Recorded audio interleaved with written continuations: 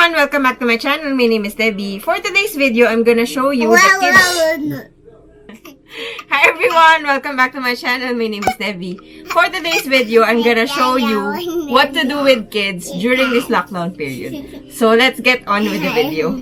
To start off, because the kids cannot go to grocery runs with us anymore because of the quarantine, I decided to compile the activities that the kids do here at home during this quarantine. First off, when they wake up, they have breakfast. It almost always is Coco Crunch. The kids really love it. Hindi kami pwede maubusan ng Coco Crunch. Talagang yun yung gusto nila. After that, they have their screen time in the morning. Usually with their first snack. Kakain na naman.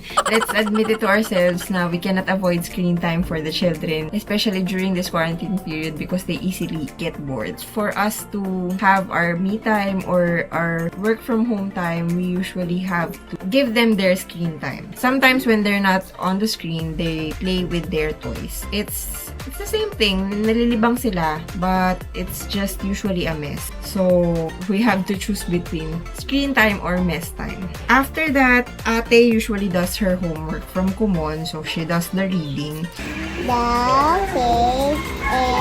Lillian plays on her own. But when she does a big mess, she usually cleans it up on her own also. We instilled that dun sa dalawang bata na they have to always pick up after themselves. Usually, she cleans it up, but most of the time, nakakahanap siya ng bagong kalokohan na ginagawa habang naglilinis.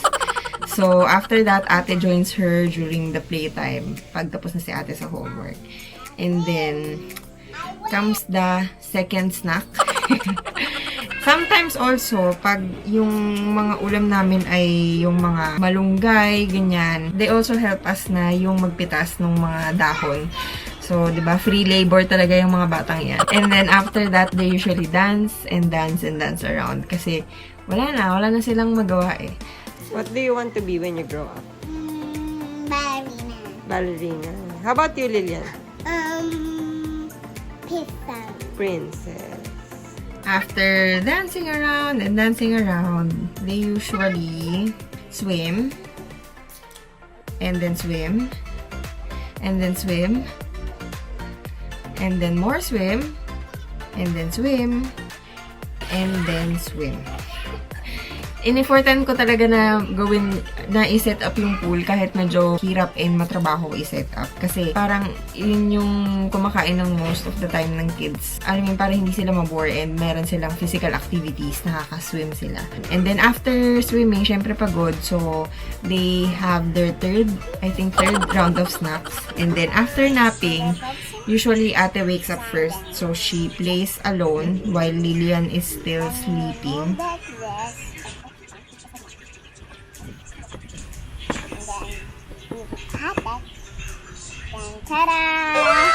When Lily wakes up, she joins the kalat. Pag makakalat yung toys, like yung clay or itong sand na to, we usually allow them to play outside para hindi mahirap magligpit sa loob. Kasi minsan, yung mga ganito sobrang kalat. Ang hirap. Pagka ganon, Lillian have her fourth round of snack na ata, hindi ko na mabilang. And then, yun, si Ate, creative learning, ganyan, medyo artistic. Nakikita ko yung artistic side ni Ellie dito. Pat it, and then flip it, then ta-da! It comes out. It just fell out. Sometimes, pag hapon, pag ayaw nila lumabas, they play inside. Yun nga lang, as I've said earlier, makalat talaga.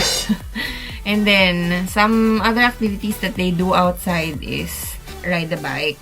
They take turns kasi isa lang yung bike nila. Meron naman sila nung parang car. So, minsan yun yung ginagamit nila. Pero, they take turns dun sa bike at nag-aaway pa sila madalas. Umiiyak pa yung isa kung sino man yung hindi kanyang turn, iiyak pa.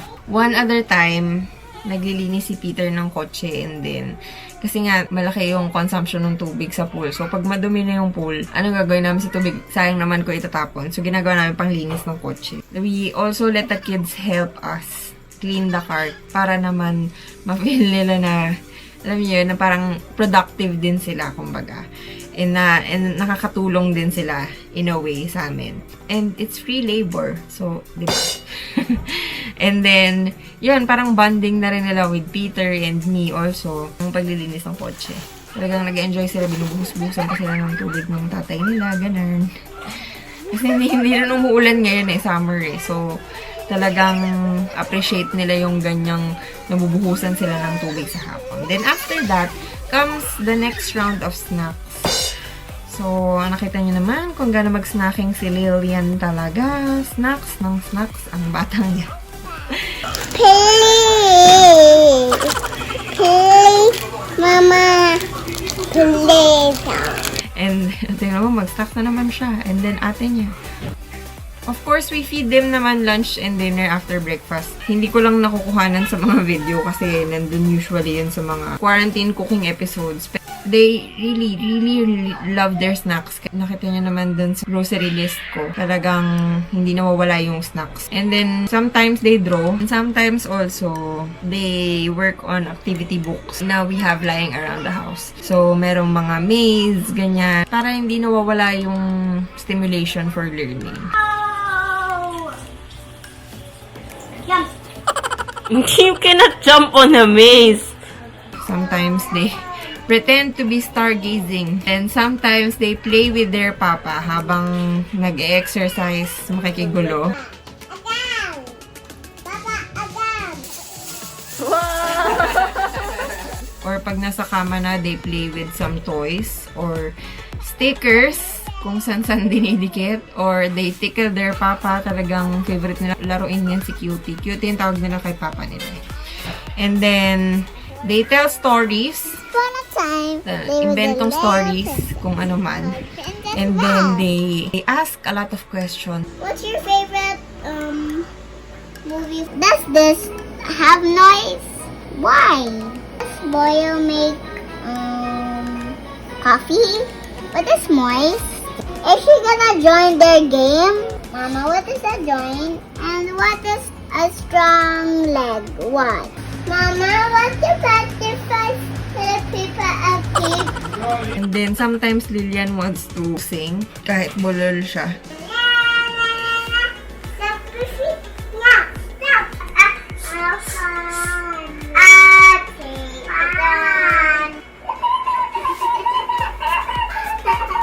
Sometimes, they get so much along with each other. Kaya swerte ko rin na dalawa sila kasi pwede nilang libangin yung sarili nila. Sometimes, when they're not fighting. And they pretend to be a chicken or a dog or a cat. It's what they usually play with.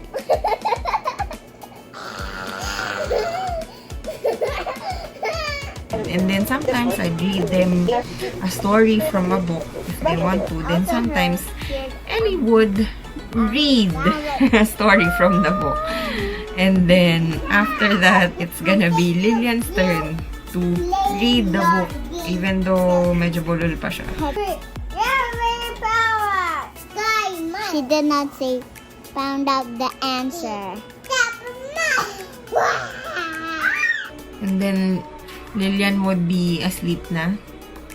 Tingnan niya naman, tulog na tulog. Napakahindi.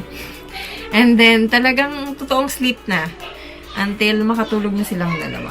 So that is it, guys, for the activities that the kids do during this lockdown period. Kayo, what does your kids do during this lockdown period? Comment them down below. You can also take a video, upload it on Instagram, and tag me at DB Villanueva. If you like this video, please give us a thumbs up and subscribe down below. Also, hit the bell button beside it to be notified for new uploads. Thank you so much for watching. See you on the next video. Bye!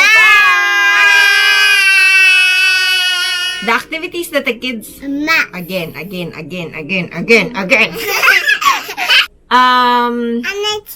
Wait for the lockdown activities that So that is